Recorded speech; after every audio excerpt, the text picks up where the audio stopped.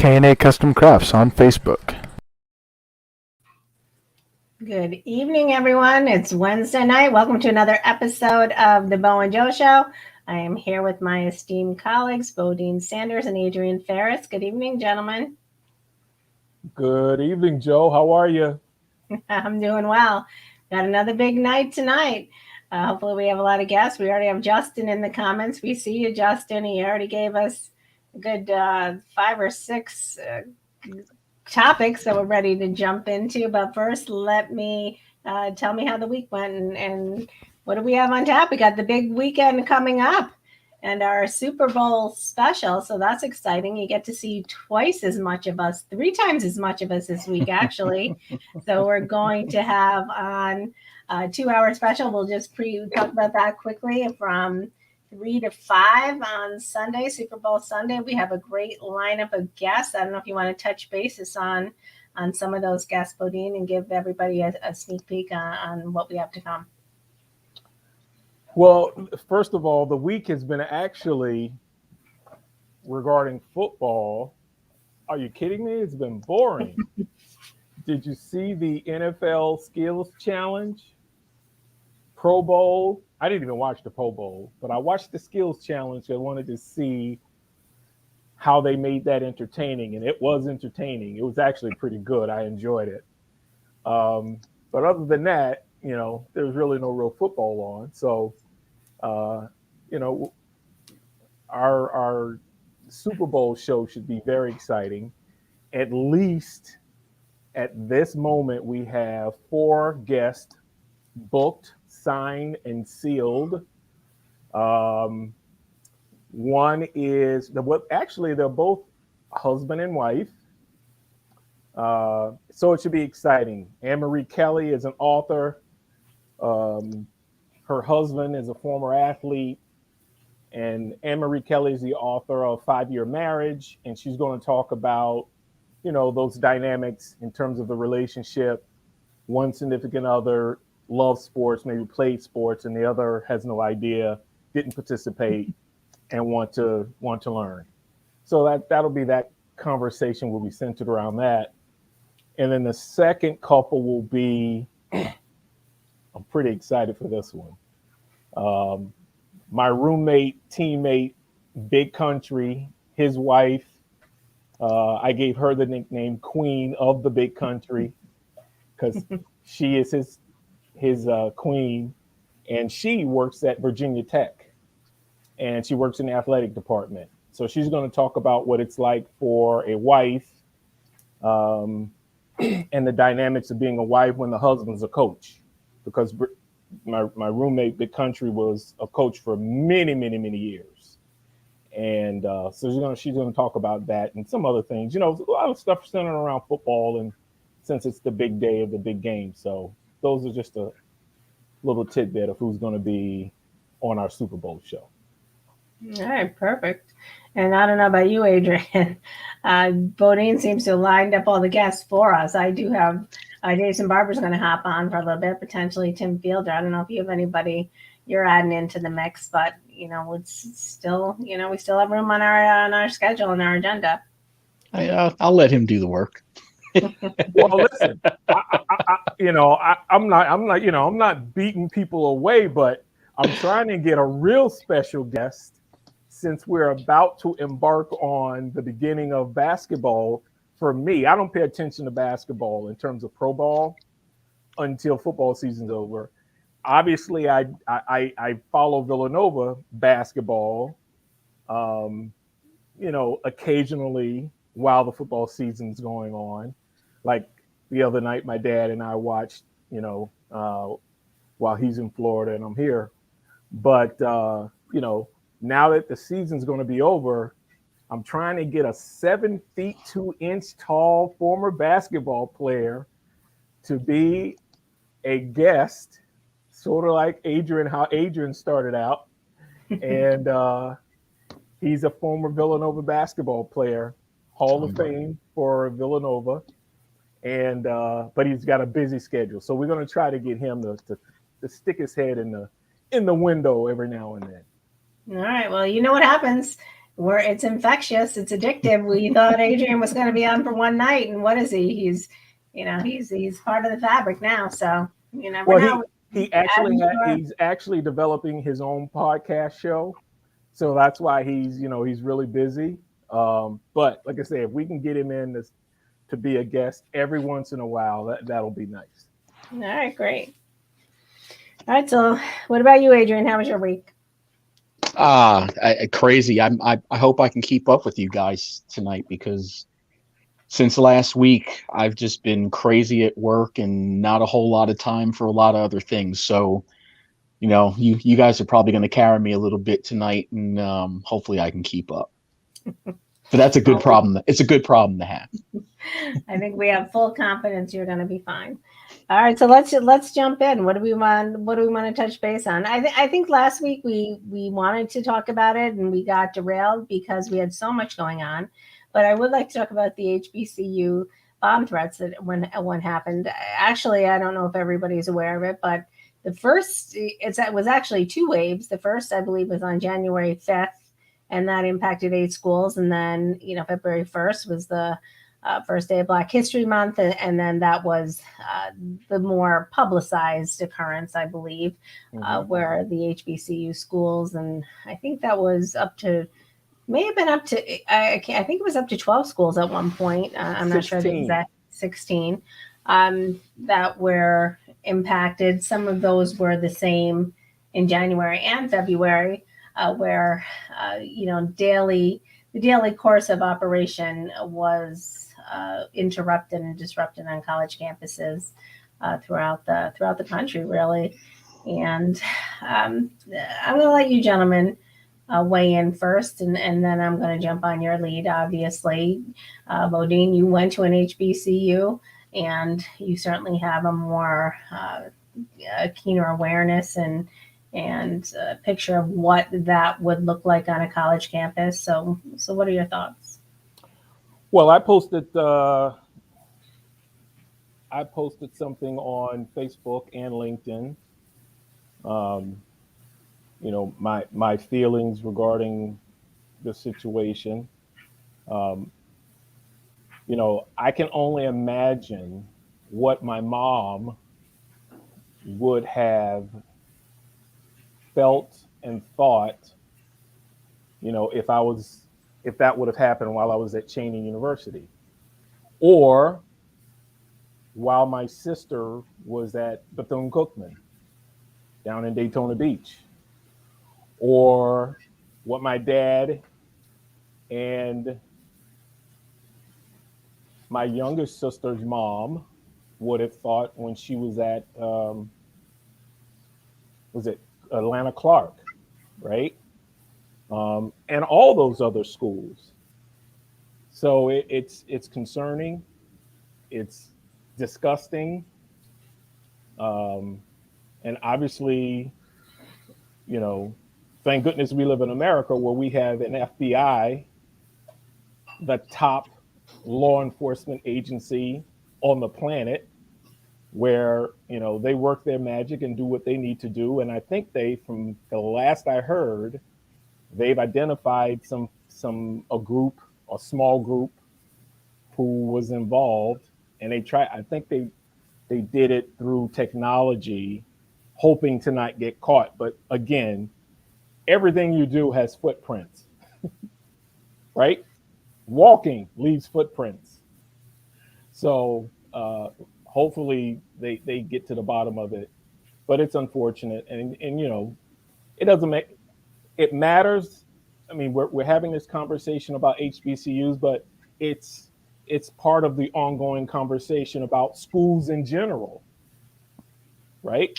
I don't know about you, but I remember when I was in K through 12, the only drills we had was a fire drill.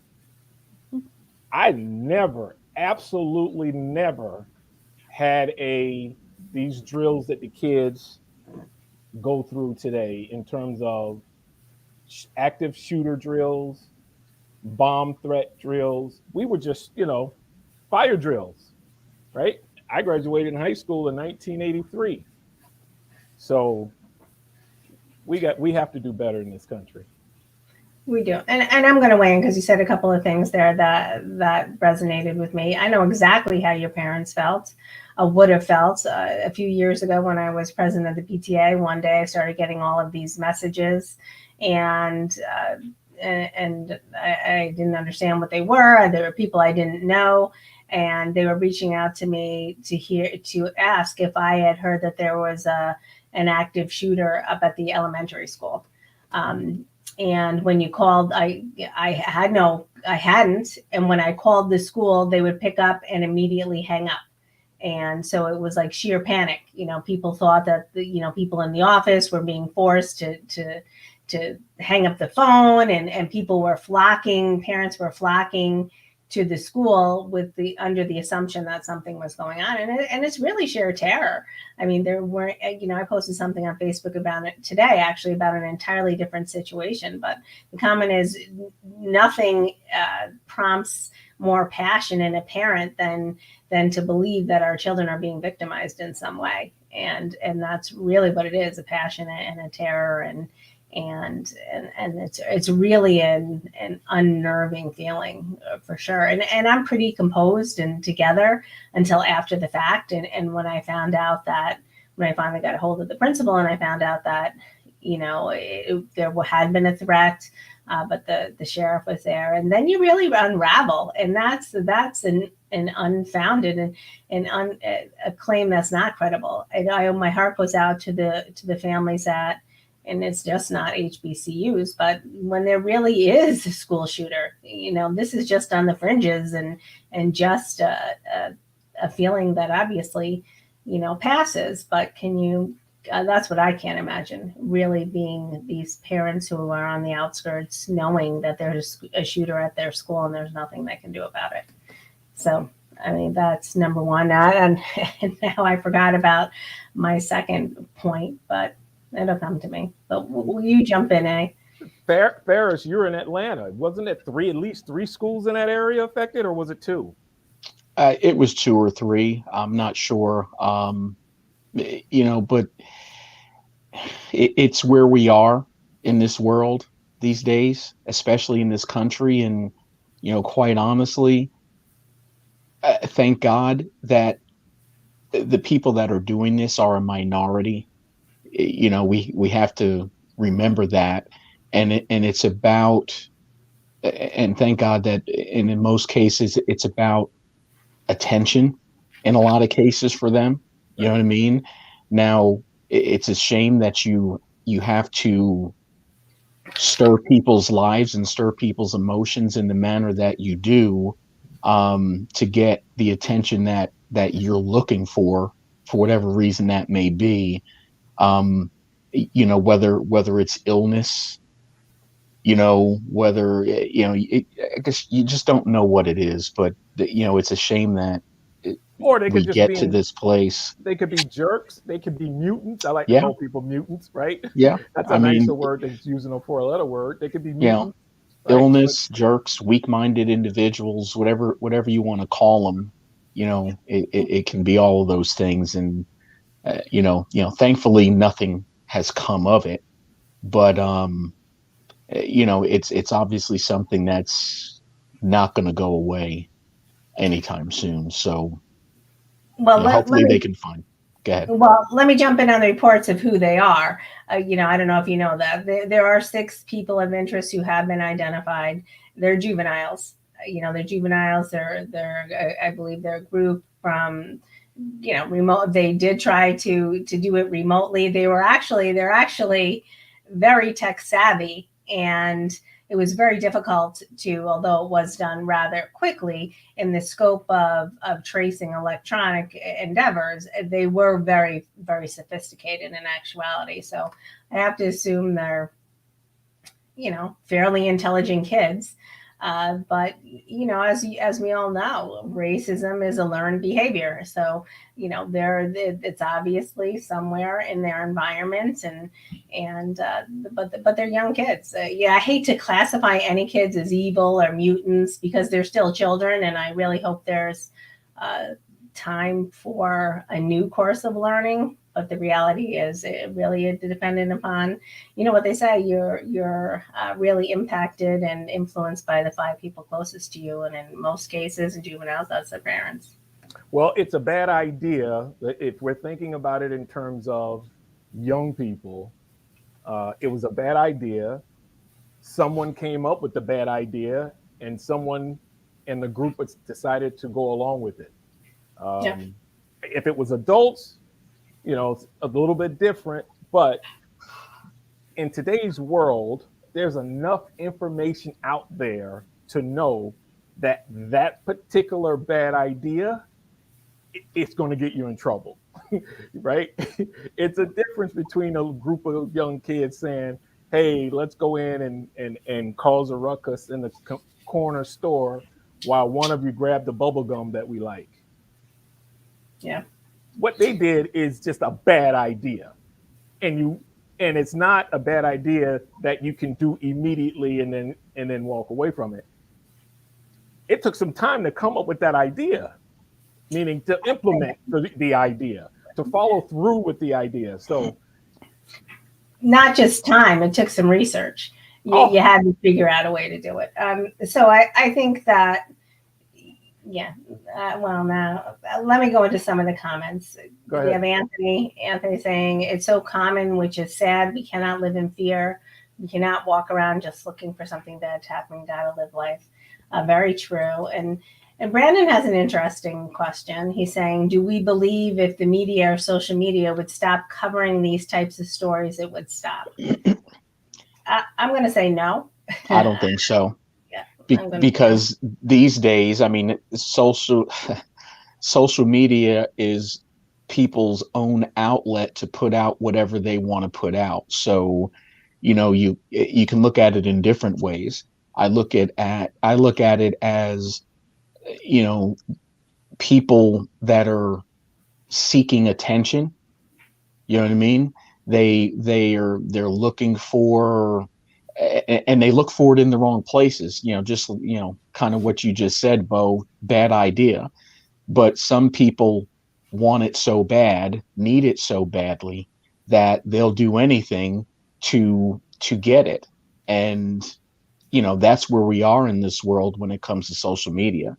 Everybody needing their opinions heard, chiming in on things that have absolutely nothing to do with them. It's just where we are as a culture. Which is unfortunate because we're looking for outside validation. And for many people, that equates to sensationalism. You can't, it's not just getting a random compliment. You have to do something outlandish and get that kind of, it's almost validation through notoriety. That's because of the reality. I think I attribute it in many instances to reality TV in some respects. When you look at that, celebrities now who really have, like, I don't like to call anybody out, but for instance, the Kardashians, it's not that they're actresses and singers, they're not, I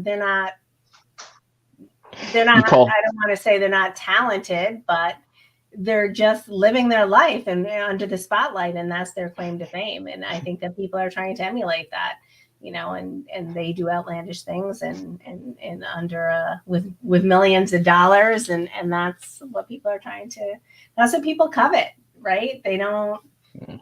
They don't. And Brandon is saying Adrian said it perfectly. I agree. Well, Joe, I think you call them out because it's so easy to call them out. It's the first name that pops in your head in most cases, right? But they weren't the first one. It was funny. I don't know how we got on the Kardashians, but I saw something on in the media, some entertainment or meme or something, where it was Kim Kardashian and Paris Hilton, and somebody was asking Paris for an interview and an autograph, and Kim was like pushed over to the side. Yeah, that's really the reality. I mean, Paris Hilton started all of that. She was the queen of nothing, and she became a celebrity, and Kim was one of her sidekicks, and somehow that evolved with great representation and marketing. So you got to give people credit, and really they built a dynasty in many respects. So So I guess they do have some talent somewhere. For sure. All right, so let's get No off comment. the Kardashians. Listen, I was going to say, I don't get it. I never got it. Never watched the program. I have no idea other than watching, if they happen to be on a commercial. But I mean, I literally don't remember how this Kardashian stuff started because I didn't watch stuff like that. So, I mean, it's like, where was I under a rock? Because I really didn't know who these people were until, I heard of them, but I didn't know what they looked like until one of the Cleveland Cavalier basketball players started dating one. And that was the first time. Other than that, I had seriously no idea who these people were. I was just like, who? What? So, but hey. So there you go, Bo. You just led into what I would say. They may have some assets. I don't know if they have some talent. Oh boy. Well, Kelvin is with you, gentlemen. So he agrees with that. So here's something I have not heard, and I want to bring it up because I predicted this, and I'd love to hear that I'm right. Justin is saying Novak might be getting the vaccine. It's exactly what I predicted, that if he was being withheld from the French Open, that it wouldn't be about his principles, but in fact about his record. So it's expected if it's really true, but really disappointing. I think we were all in agreement with that. We said he's either going to do it or he's not going to play. He won't be able to compete. It's that simple. He's got a choice to make. You can't fight City Hall, period. If one country did it, we talked about it.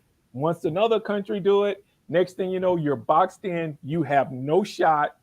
Boom, make a decision. You're going to join the crowd and be a part of the team, or you're not. And if you're not, you can't play. Take your tennis ball and go home. Yeah, take your ball and go home. Take your tennis ball and go home. And your racket. Take all of it with you. Go back, go home and play by yourself, right? Because it's just not fair for everyone else in the league, in that tennis organization, the folks who are competing, who are following the rules, and he not have to follow the rules. It's just not fair. Period. Well, it's not fair, but it really speaks to his character. I mean, I know that we talked about it, but I have a whole issue with it. If you're standing there on a platform and saying you're not going to get the vaccine based on your beliefs, but yeah. So, but that's my point. That's my opinion. Anyway, so what else? Let's jump into the Flores conversation. The update is, obviously Lovie Smith got hired by the Houston Texans. I'm sure that's bittersweet for Brian Flores. His attorneys came out with his statement. I don't know if you heard it. I'm going to read it. It said, Mr. Flores is happy to hear that the Texans have hired a black head coach, Lovie Smith.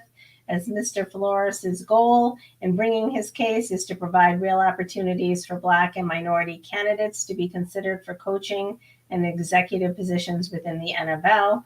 However, we would be remiss not to mention that Mr. Flores was one of 3 finalists for the Texans head coach position. And after a great interview and mutual interest, it is obvious that the only reason Mr. Flores was not selected was his decision to stand up against racial inequality across the NFL. I probably believe that's true. I mean, in the same respect, I don't want to compare the two, but I think that when Colin Kaepernick began to stand up for what he believed was an inequity and mistreatment and racism really throughout the country, he was blacklisted. I don't think that anybody can deny that. Perhaps some people can, and it's a matter of opinion. But I think Brian Flores it's gonna be tough for Brian to get a job in the NFL as a head coach again. Well, there's no reason for anyone to deny it because the NFL settled, right? So I don't know if they had to admit guilt, but they settled. And first of all, I wish the media other media outlets would get this right. Because, again, when we're having conversations about race, we need to be specific. We need to make sure we're saying the right and providing and regurgitating the right information, right? I just saw what a major network said that 70% of the athletes in the NFL are black. That is not true. It is not true. 58% of the athletes in the NFL who are playing are black. The rest are minority, right? They're of color, right? Because some people are biracial. They consider themselves biracial, not black or white. They consider themselves biracial. Some are Native American, some are Hawaiian, from Asia, whatever, right? There are different ethnic makeups in the NFL. So if everybody would get that right in terms of the media, then people will be able to have factual conversations. Because the coach that was hired from Miami is biracial. So he's also now included in those numbers, right? And so remember, we talked about the Washington football team having a minority head coach, right? But a lot of people forget that, because I even forgot it when we were talking about it last week. So if we really include black and minority head coaches, the number is larger than what we assume it is, right? Does that make sense? Does, yeah. So now the number is up to what? 5, 6? Or we got Washington, Pittsburgh, Miami, Texas, New York Jets. That's 5. Am I missing one? Ferris? No, I don't think you So are. we're up to 5 minority total football coaches. So I'm gonna just give a little context to this too. So I understand exactly what you're saying, Bo. I think the reason that it comes out that way though is because, okay, so yeah, 73% are not black, 73% are minority, but 58% are black, which means only 15% are of the other minorities. So the reason that it comes out this way, and the reason the Rooney Rule came about, was really because of the high percentage of black athletes in the league. So I think that's the reason it comes out that way. And because of that, the percentage of disparity in head coaches compared to the percentage of the number of black athletes is higher when you speak about them, because it's 58% and 2, 58%, black players, but only 2 black head coaches, versus 15% of the rest of the minority, which could be, 3% Hispanic, 2% something else. So the disparity is much larger when it comes to black athletes versus black head coaches, and I just think that's why it comes out that way. Oh, it's all bad. I mean, it's not bad. It's not good, right? It's not good, right? The ratio and the data absolutely shows it's not good. However you look at it, right? But folks will tend to use those missed numbers or those inaccurate numbers, right, to try to prove a point that doesn't make sense, right? So I'm a glass half full. Let's look at the positive sides, if there are any. If you're going to report the negative, report the positive, right? So don't just make it all woe is me and the league is horrible and it's terrible. No, the football league as a whole is a great league. There are more millionaires playing NFL football than probably any other industry combined, right? Because there are more players in the NFL. We're saying it, right? There's 58% African black players in the NFL. And if you sign a 4-year deal, you're worth $1 million, right? 10 years ago, that wasn't the case. The average contract wasn't $1 million. The average contract was probably in the 300,000 area, right? That's why they have collective bargaining, the collective bargaining agreement, right? So they can bargain for more money.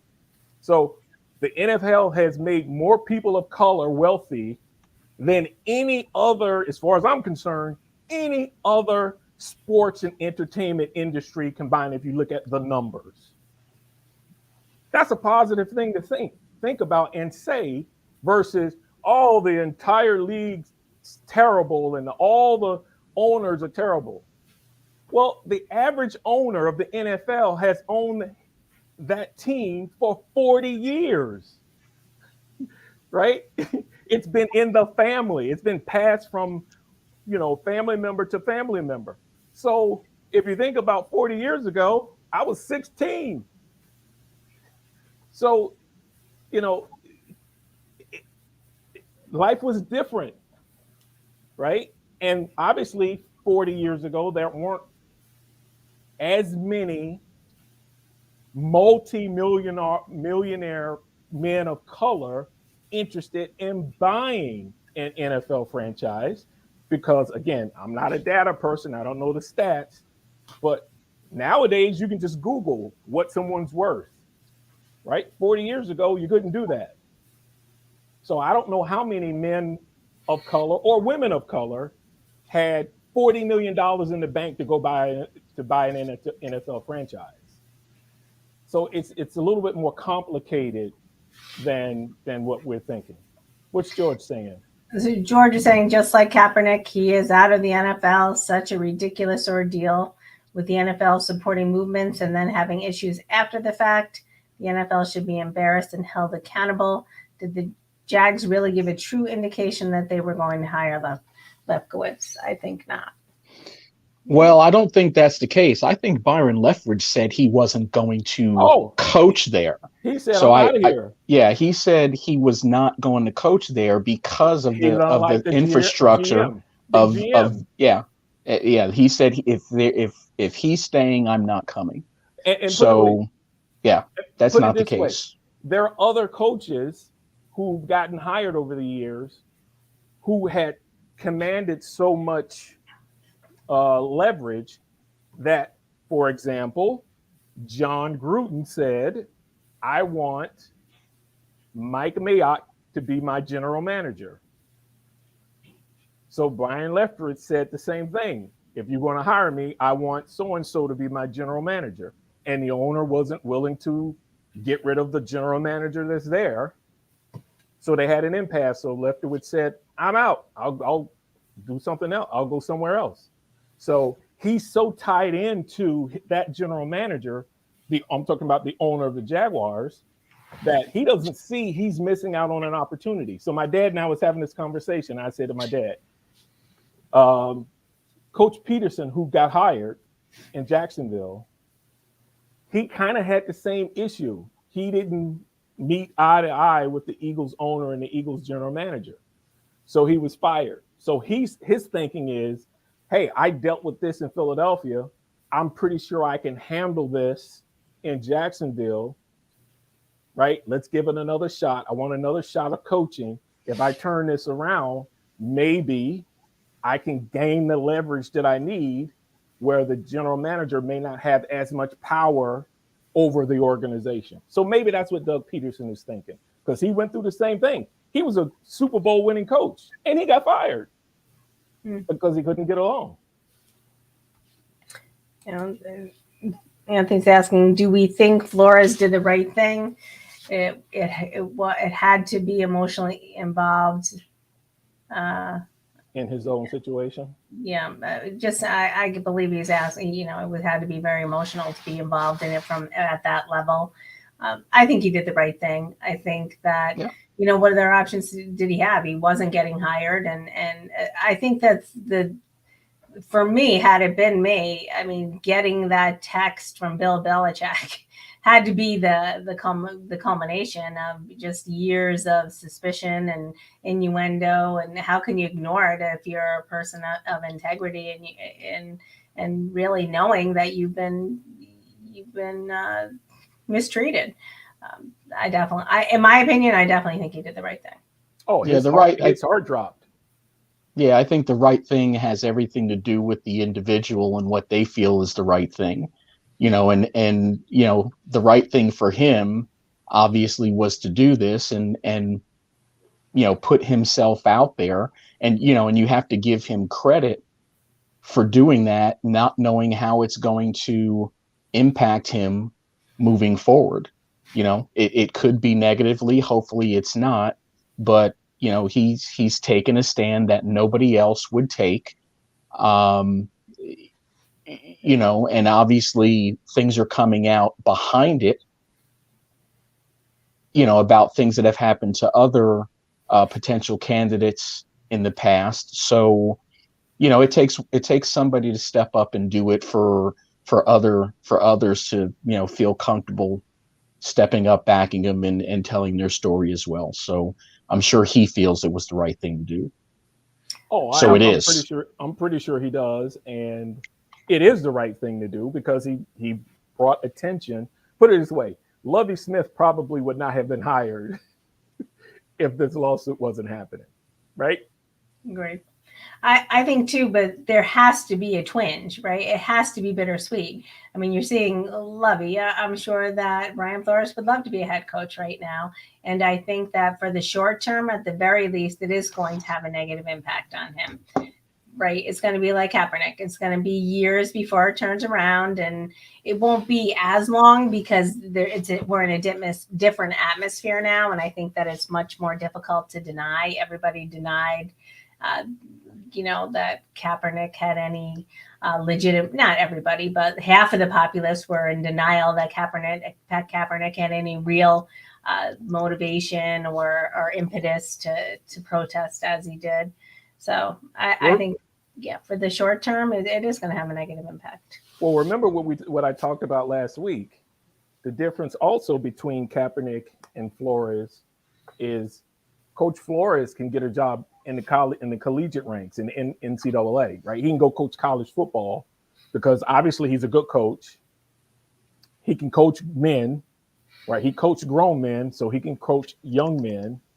And we're starting to see the opportunity with the meet. Remember, we've had this ongoing conversation for 3 or 4 months, how the college ranks is starting to get to a point. Well, right now the dominant conference is what? The SEC, right? So all the other conferences are trying to find a way to manipulate and position themselves where they get an opportunity to get in to be one of those 4 final teams in the playoffs, right? So he's going to have opportunities because college football is changing. The dynamics of college football is changing. The NIL, the transfer portal. So he will have an opportunity. It may not be in the NFL, but it's just like sometimes you get fired, you go down to the college ranks, you coach for 3 or 4 years, and then you come back, right? So that could be what happens to him. But I don't think he's done with football forever. Nah, I doubt that. No. Well, that's good. So we have Mr. Sanders. Hi, everyone. Hi, Mr. Sanders. I saw you came on early. I'm not sure what platform you were on, so I'm glad to see that you found your way to us. And then we have Anthony saying, thank you all for your insight. I do believe that he will coach again. He definitely has the ability to coach, and I believe that. And Justin, there's no doubt. Yeah. And Justin has a really valid point. We've talked about it before that Deion Sanders has really changed the blueprint of college football, collegiate football. So well, give Eddie George some credit too down at Tennessee State. And we talked about Hugh coaching at Grambling. He's going to change things around. There's a couple of other players at some HBCUs that's going to grab some attention. And again, because of Disney and other networks giving more HBCUs playing airtime on TV, national games and local games, right? HBC, Villanova is a Division I school, Division I AA football program. They didn't have one national game on TV in the past 2 or 3 years. I've seen at least 2, 4, 6, 8 HBCUs, which is a good thing, on a national, broadcast game. So it's starting to level the playing field once you get a big media company involved, and so it's going to make things better. So I'm looking forward to what happens. Agreed. What's the next topic? Oh, I don't know. Where do you want to go? We could talk about Leah Thompson. We could talk about NASCAR. We could talk about the Olympics. Let's do NASCAR. Well, on the heels of that NFL conversation, I think it's a good place to go to NASCAR. I want to give a kudos to NASCAR. So for me and the guys, the people who know me know that I'm just a sports guy. Now there are certain things that I don't watch, but there are a lot of things that I have watched since I was a kid. And one of the first things that I did when I moved to Atlanta was I took David to a NASCAR race back in 1996. And I have been to several since then. So I've been a NASCAR fan. And it's something that I love. I drive fast cars and all that other good stuff. So this past weekend, NASCAR went to every year before the Daytona 500, they have a Busch class. And generally, historically, that race is always run in Daytona. This year, for the first time, they took it to the Los Angeles Memorial Coliseum. Mm-hmm. They went there months ahead, built a track inside the Coliseum, and they held their Busch Light Clash in the LA Coliseum this past weekend. When you consider where that is and kind of what that means, I think there's no more liberal place than Hollywood, Los Angeles, that area. NASCAR is a grassroots Southern iconic sport. And over the last few years, with the changes they've made and the things that they've done, I think they're the first sport that has just stepped up and said, you know what? I know I'm going to piss off the majority of our grassroots fans, and they have started to move in a direction where they are inclusive, very inclusive, and they're changing venues. They've gone away from multiple races at the same venues in the South as they used to be in, Los Angeles now, other venues. But then, so they're in the Coliseum, and then who's their mid-race entertainment? Ice Cube. Mm-hmm. Dude, you could think probably just 2 years ago, you could forget seeing Ice Cube performing at a NASCAR event. Okay, so NASCAR has consciously moved in a direction to try to get out of that pigeonholed Southern grassroots vision that people have of the sport and be more inclusive with what they're doing. And, and what goes with that, and we kind of talked about it before, and the connection that it could have with the NFL is, and we talked about this last week, the NFL, in my view, I'll say in my view, The only way the NFL is going to change is if there's a change in the mindset of ownership. NASCAR over the last couple years have added minority owners to their Cup Series. And now, obviously, I know it's different than it's not the NFL. It's not easy to, let me just classify it. Nobody can just walk up and start their own NFL organization. I get that. Right. But these things happening, Michael Jordan with 2311 Motorsports with Denny Hamlin, Brad Daugherty has been a NASCAR Cup Series owner Forever. for many, many, many years with JTG Daugherty Racing. Mm-hmm. Pitbull, as of last year, now is a NASCAR owner. Team with Daniel Suarez, things like that. But what's great about it is not only do they have ownership changing and evolving, but you can see that NASCAR, the organization, is changing and evolving with them. So I just wanted to give a big kudos out to NASCAR for the direction that they're going. And it's an intentional direction, despite the fans that they may lose in an effort to gain fans in a more diverse respect. Because they know, number one, the folks that run NASCAR are smart. They have smart people in the executive offices, and they know that the small group or percentage of people that they will lose really is small, right? Because it's really not as bad as maybe it was 40 years ago in terms of people's beliefs and behaviors. So absolutely. And we all know the almighty dollar talks, right? If you can make money by expanding your audience, then you want to do that.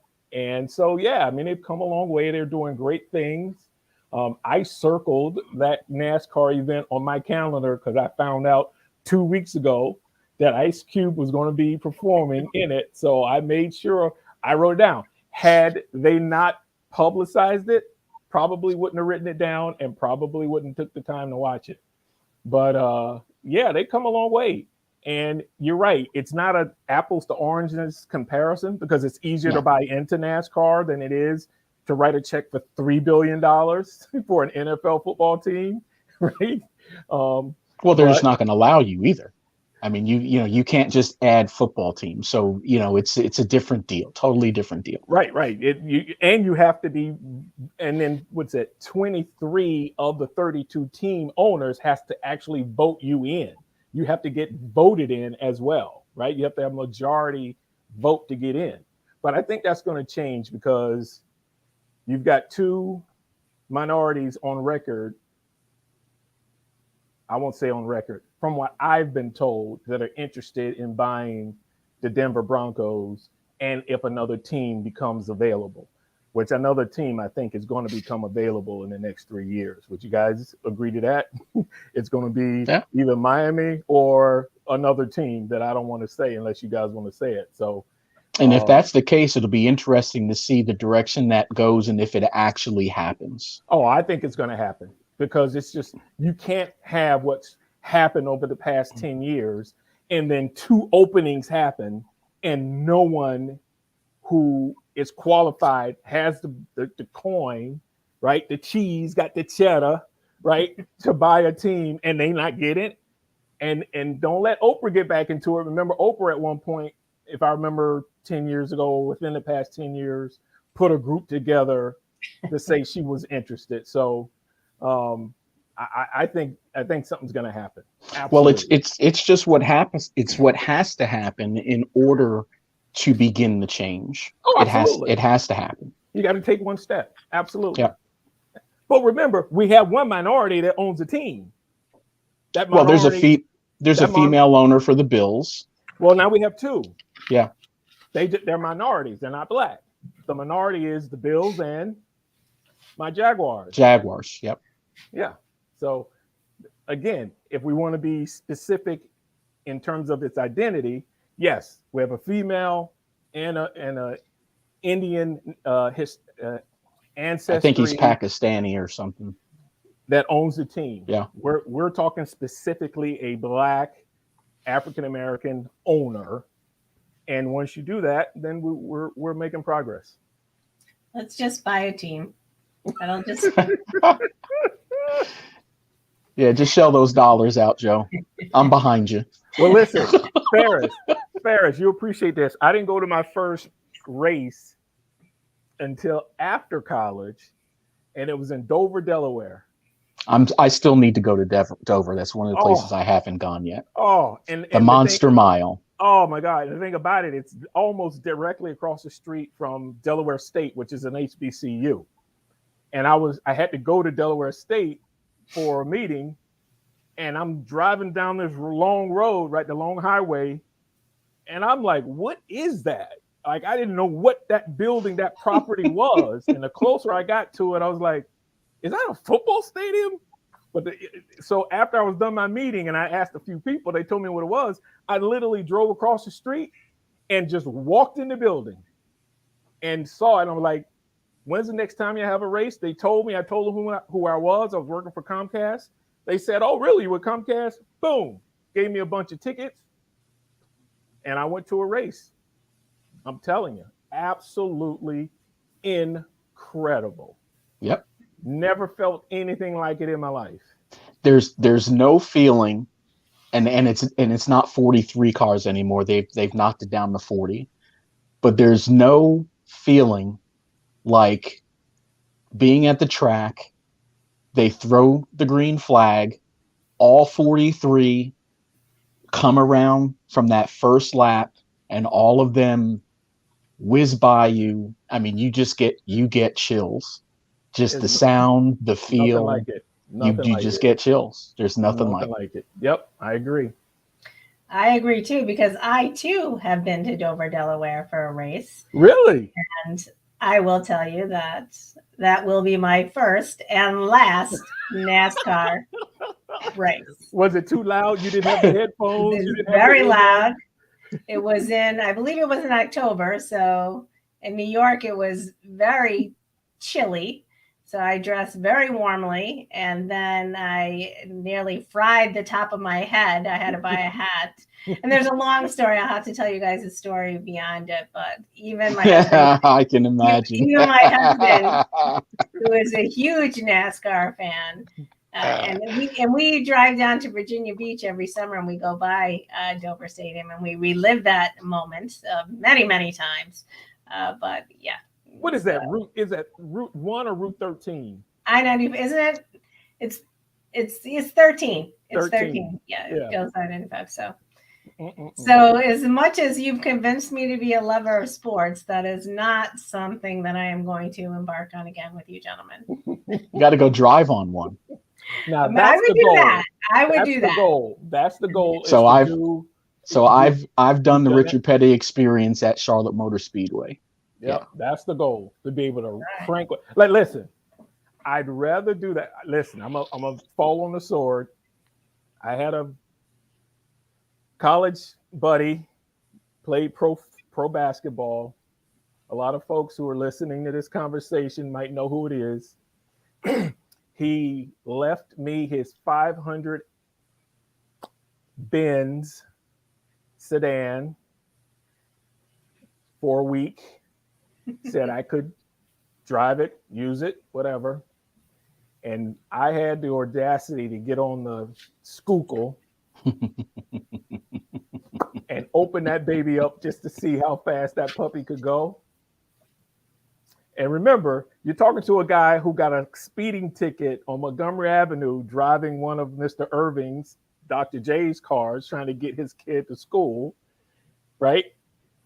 I open that Mercedes up. Listen, if a NASCAR can do double that, I want to do it. I want to try it, because I got to a certain point where I said, listen, I got to tone this thing down, right? Because, anything's liable to happen. I only had you remember the Schuylkill, right? Yeah. Paris, Yeah. 76. Yep. That nice long stretch where it's really straight and you don't have to turn. There's no veers, Yep. no nothing, no curves. Man, I opened that puppy up. It went from 40 to 120 like that.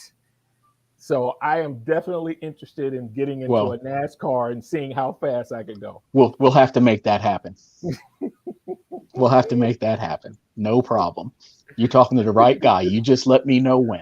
All right. If it's going 240, we're double to 120. I will be watching you from the stand.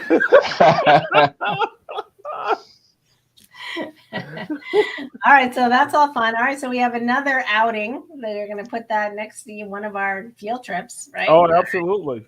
All right, put that in our bucket list. So where do we want to go now? It's 10:56. Let's go to the Olympics, and we'll save Leah. That's controversial. It's going to take more than 4 minutes. Absolutely. Yeah. And it's going to be around a while. What do you think about, I've been watching the Olympics a little bit, not as much as I had been with the summer. I have to catch up, because football's been distracting us, of course. And then there's real life, we have to work. And what do you think? I'm intrigued, and I'm getting, I don't know. I'm having mixed feelings about not so mixed, actually. The Chinese athletes, China has filled their team with naturalized citizens, several of whom were actually born in California, the U.S. citizens, and they do have Chinese parents. But China's relying on recruiting and international athletes in sports that have struggled to win medals in previously, most notably figure skating, hockey, and skiing. And the Chinese populace, the population loves the ones who are winning and is really ripping apart the ones who are not. I don't know. I'm torn about it.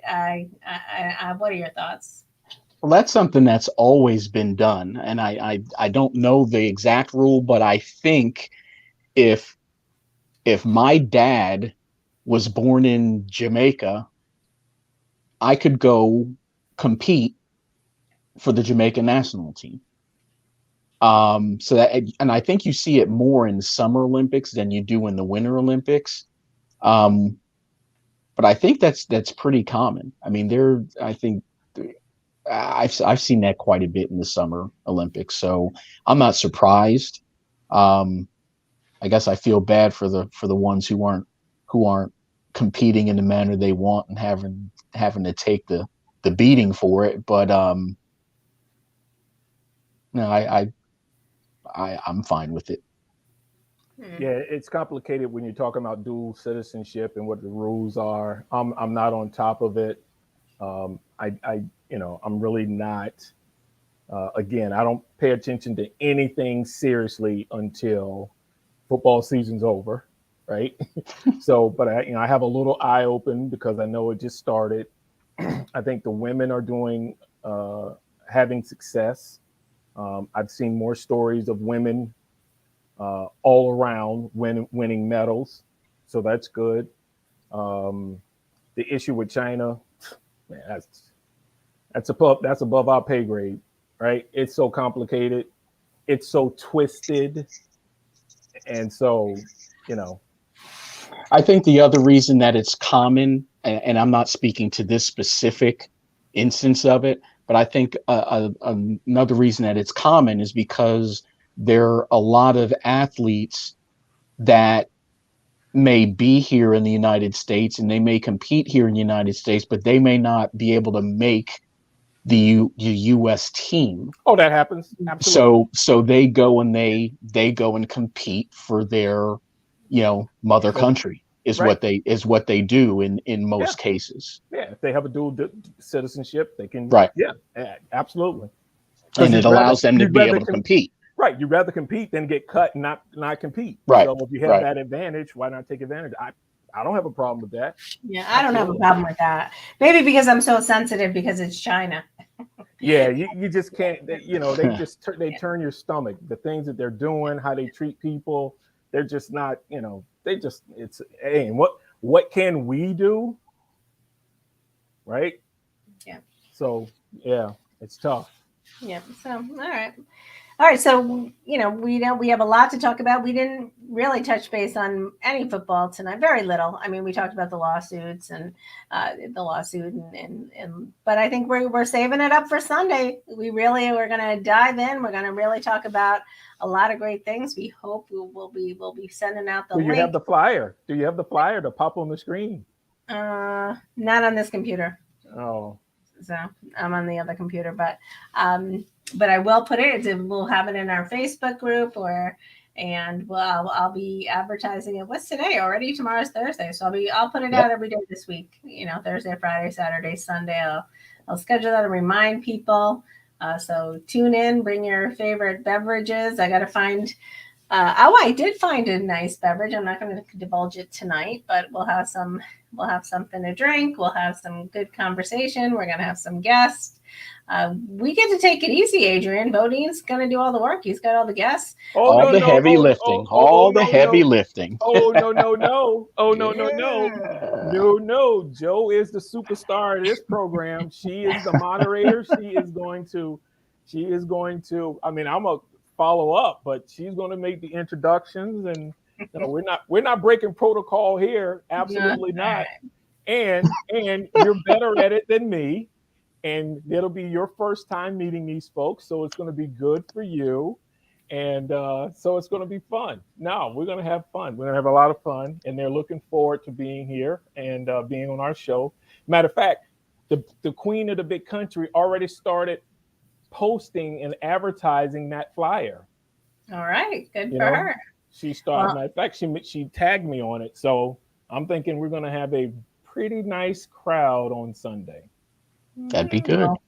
Wait till they see my next flyer. Forget about Snoop Dogg, Dr. Dre, and Mary J. Blige. It's going to be the three of us, in the halftime get up. I'm going to try to superimpose us on some figures if I get some free time.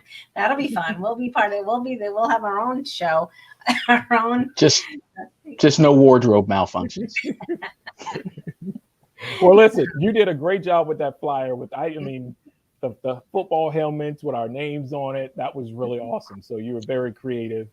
It took some skill to get that done because I could not have done it. So did you see that? Did you see that flyer, Ferris? Yeah, I did. Very nice. Very nice. Right? Good job. Yep. Yes, she did. Yeah, I'm impressed you even figured out how to share it, Bodine, nevertheless created. So I'm going to give you some props too. I had to focus. I had to block all the distractions out of my mind and said, okay, I want to do this. All right. So as always, we want to thank everybody, and please come and join us on Sunday night. Of course, we want to thank Mr. Sanders, Justin. We had Brandon was in tonight. Tim Fielder was stopped by. Anthony. Troy and Kelvin. Yep. Kelvin. Does Anthony like to be called Anthony or Troy? I forgot. No, he's Troy. Okay, Troy. Yep. So Troy, we had Troy. And we had Kelvin. We had George. We haven't seen George in a while. David was here. We didn't. Lovey Smith. 2-14 in his last season with the Buccaneers. We didn't give David any love tonight, but I did see you over there, David. And yeah, I think that's it. We had a pretty good crowd tonight, and we hope to see you all on Sunday. I hope I didn't miss it. Coach Andy. Coach Andy was here. Cool. Well, I figured David's probably gonna maybe over here with me, depending on what time he gets here. So maybe we'll get him to pop on with us. And here's what's funny. And David just reminded me of something. Lovey Smith is the first Black head coach that's had 3 head coaching jobs in the league. He was the head coach of the Tampa Bay, and he was the head coach of Chicago Bears, right? So now he's the head coach of the Tennessee. So he's the first. So listen, there's always progress. So all right, so I got confirmation. Troy, it is great. I have a nephew named Troy, so I love that name. So great stuff, and we're looking forward to seeing you on Sunday. My brother. All right. So, and of course, it is also Valentine's Day weekend, and I do want to shout out my Valentine, my man behind the scenes, Chris P. Bacon. So of course he's my main squeeze, and so we want to shout him out, and hopefully he'll be here with us on Sunday as well, and we'll get some of his input behind the scenes. So Yep, we want people to come tune in on Sunday because we have to give our picks. That's why we're going to do them tonight. We're going to give our picks. We're going to have the guests, so be here on time at 3:00 because we're done at 5, so we can go off to our separate ways and do whatever we want to do in our humble abodes, right? So we're gonna have an awesome 2 hours. So we'd love to have everybody. Invite your friends as well. Perfect. And thanks everybody. And if people aren't on Facebook, remember that we also stream on YouTube. I'll post that link as well because some people may not be on Facebook. I know Adrian said your parents aren't on Facebook, so Troy's putting some pressure on us. I want to see some world famous food y'all are making. That's Adrian's domain. Well, that's my domain, but we're taking up 2 hours of my time, so I don't know there's going to be any world famous. Maybe I'll do some chili early. That's enough. I'll do some chili early. You better cook it early, man. Come on. I'm going to do some world famous cocktails. I'm going to bring out my bartending skills and relive that part of my history. So I'm going to pick up my boiled peanuts so I can cook them and have them ready as my snack. All right, that's your go-to snack. All right, absolutely. So listen, if I was good at frying pickles, I would fry pickles, but I am not good at it. So it's boiled peanuts, baby. I'm going to give you a good recipe for the pickles that you can just bake in the oven with some cheese. Super easy. You can even do it. Maybe I'll whip that out. That'll be one of my food specials on Super Bowl. Okay, perfect. I'll add that in. All right. So all right, we're off. We're off until Sunday. So thanks everybody. And you can play us out, Chris. We're looking forward to seeing y'all.